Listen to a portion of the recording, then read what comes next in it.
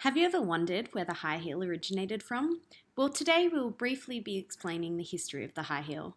First, we'll have to go back in time. Well, not that far back in time to Stonehenge, just to 10th century Persia, where the high heel was introduced to help Persian cavalry soldiers help their feet stay in horse stirrups and gave them stability to ride and shoot bows and arrows.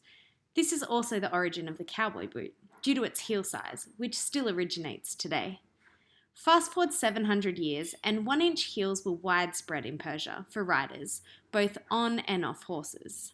Heeled shoes signified wealth, as only the wealthy owned horses in these times.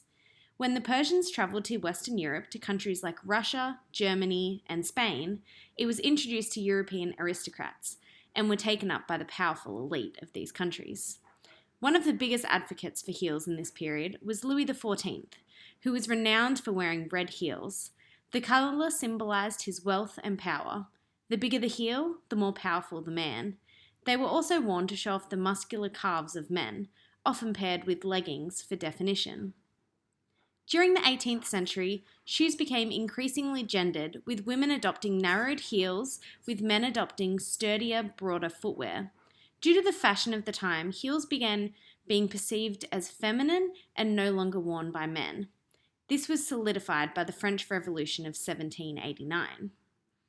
Over the past 200 years, footwear styles have changed, but heels have survived as a mainstay of female culture. High heels became a staple of the 20th century woman, worn for daily tasks, business, or when dressed up for a night out on town. Wearing this type of footwear is not without risk though, and modern medicine has found that prolonged wear of heels leads to health issues such as bunions and back problems due to the angle the foot is placed in during wear. In the 21st century, heels have become inclusive of all wearers, whether male or female, in all walks of life, and will likely stay this way well into the future.